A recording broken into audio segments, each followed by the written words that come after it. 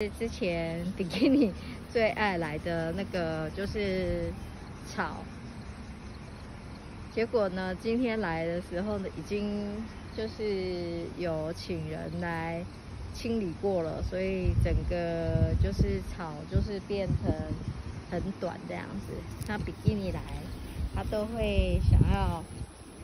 走过来看看这样子。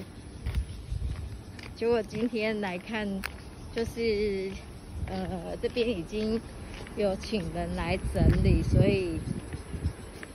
就是已经那个草都已经变短了。